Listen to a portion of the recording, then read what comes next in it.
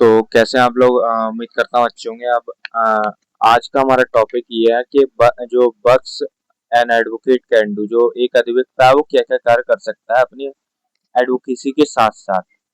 ठीक है, तो यही चीजें देखने वाले हैं हम। कई सारे काम है जो एक एडवोकेट कर सकता है। इसमें हम लोग क्या क्या देखेंगे, पार्ट टाइम लॉ टीचिंग देखेंगे, लीगल राइटिंग एंड जर्नलिज्म देखेंगे, आर्बिट्रेशन एंड मीडिएशन देखेंगे, डिजिटल लीगल एजुकेशन देखेंगे, इंडिपेंडेंट डायरेक्टर देख सकते हैं, देखेंगे स्लीपिंग पार्टनर देखेंगे, एग्जामिनर एंड पेपर सेटर देख सकते हैं, और ड्राफ्टिंग एंड लीगल कंसल्टेंसी देखेंगे।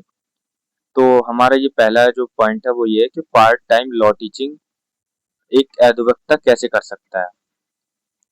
एडवोकेट्स एक्ट का जो रूल है वो पता है क्या कहता है, वो कहता है कि एक जो अधिवक्ता है वो 3 घंटे से ज्यादा teacher as a law teacher नहीं पढ़ा सकता। ठीक है, तो ये उनका रूल है। तो आप क्या कर सकते हैं कि जो एडवोकेट हैं, एक एडवोकेट है वो क्या कर सकते हैं कि 3 घंटे गेस्ट लेक्चर या फिर गेस्ट फैकल्टी या फिर जो है लॉ कॉलेज में 3 घंटे तक वो पढ़ा सकते हैं। ये उनका एक काम है जो कि अलाउड है बार काउंसिल ऑफ इंडिया के रूल्स के हिसाब से। लीगल बेसिस क्या है, बार काउंसिल ऑफ इंडिया के नियम मान्यता प्राप्त कानूनी संस्थाओं में अंशकालिक शिक्षण की अनुमति देते हैं। जैसे एडवोकेट सिंह राज्य विश्वविद्यालय में शनिवार की सीआरपीसी पढ़ाते हैं। ये एक उदाहरण है, जो एडवोकेट सिंह है वो राज्य विश्वविद्यालय में शनिवार को सीआरपीसी पढ़ाते हैं। नेक्स्ट है हमारा एक काम ये कर सकते हैं एडवोकेट जो होते हैं कि लीगल राइटिंग एंड जर्नलिज्म वो कर सकते हैं, कानूनी लेखन और पत्रकारिता। क्योंकि और आपने ये भी देखा भी होगा कि जो कई सारे एडवोकेट्स होते हैं वो अखबार में लीगल आर्टिकल्स वगैरह भी लिखते हैं, तो वो यही काम होता है। बुक्स एंड आर्टिकल्स वो लिख सकते हैं, कानूनी किताबें लिख सकते हैं लेखक, या फिर आर्टिकल्स जर्नल वगैरह प्रकाशित कर सकते हैं। लीगल जर्नलिज्म मतलब स्वतंत्र जो पत्रकारिता है, फ्रीलांस जर्नलिज्म जिसको कहते हैं, वो प्रिंट या डिजिटल मीडिया में स्वतंत्र कानूनी पत्रकारिता अनुमत है। समाचार पत्रों में कानूनी स्तंभ लिखे जा सकते हैं। तो ये बार काउंसिल ऑफ इंडिया और एडवोकेट एक्ट के तहत ये क्या है, वैलिड है। ठीक है, नेक्स्ट है हमारा आर्बिट्रेशन एंड मीडिएशन।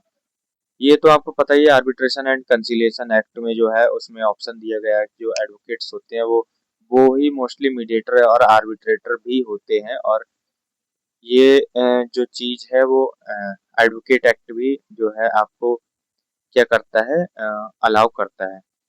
अधिवक्ता क्या करते हैं, मध्यस्थता और सुलह अधिनियम के अंतर्गत कोर्ट के बाहर वाद विवाद को निपटाते हैं। ये काम कौन करते हैं, अधिवक्ता करते हैं।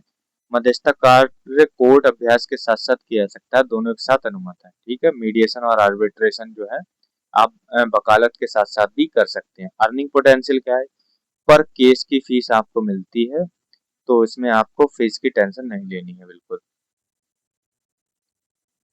नेक्स्ट हमारा डिजिटल लीगल एजुकेशन। जैसे कि आप अभी यूट्यूब पर मेरी वीडियोस देख रहे हैं, तो ये डिजिटल लीगल एजुकेशन ही हो गई, क्योंकि मैं भी एक अधिवक्ता हूँ और यूट्यूब पर वीडियोस भी बनाता हूँ और लीगल आर्टिकल्स वगैरह भी लिखता हूँ। तो इसीलिए ऐसा आप भी कर सकते हैं, क्योंकि ये अलाउ है। और अधिवक्ता कानूनी जागरूकता फैलाने के लिए यूट्यूब चैनल या ब्लॉग चला सकते हैं। तो इसीलिए जो है आप भी ये काम कर सकते हैं। रूल 36 क्या करता है, बीसीआई के नियम 36 के अनुसार विज्ञापन वर्जित है, लेकिन कानूनी ज्ञान का प्रसार वैध है। बिल्कुल, आप कानूनी प्रचार प्रसार कर सकते हैं, बट आप एडवर्टाइजमेंट अपने प्रोफेशन का नहीं कर सकते। ऑनलाइन कोर्स जो है वो आप बेच सकते हैं, जैसे उडेमी या फिर अनअकैडमी आदि पर ऑनलाइन कोर्स भी बनाकर आप बेच सकते हो। नेक्स्ट हमारा इंडिपेंडेंट डायरेक्टर। स्वतंत्र निदेशक होते हैं। स्वतंत्र निदेशक क्या होते हैं, कोई भी कंपनी होती है उसमें जो डायरेक्टर बनते हैं उन्हें स्वतंत्र निदेशक कहते हैं। बीसीआई के अंतर्गत और एडवोकेट एक्ट जो है उसके अंतर्गत भी आप स्वतंत्र निदेशक बन सकते हैं। उसमें कोई भी रोक टोक नहीं। दिन के प्रबंधन में शामिल नहीं होना चाहिए। भूमिका केवल सलाहकारी या फिर निगरानी की होनी चाहिए। ऐसा नहीं कि आप बिल्कुल फुल टाइम डायरेक्टर ही बन गए, वो नहीं आपको बनना है। आपको बस सलाह वगैरह मशवरा के लिए डायरेक्टर अगर कोई कंपनी बना रही है और आप बन सकते हैं तो बन जाइए। उसमें भी कोई वो नहीं है रोक टोक, और उसमें भी आपकी अच्छी खासी सैलरी होती है। नेक्स्ट हमारा स्लीपिंग पार्टनर। आप किसी भी पार्टनरशिप फर्म में एक्टिव पार्टनर नहीं बन सकते क्योंकि आप वकालत कर रहे हैं इसलिए, बट आप स्लीपिंग पार्टनर बन सकते हैं। स्लीपिंग पार्टनर क्या होते हैं वो मैं आपको बता देता हूँ।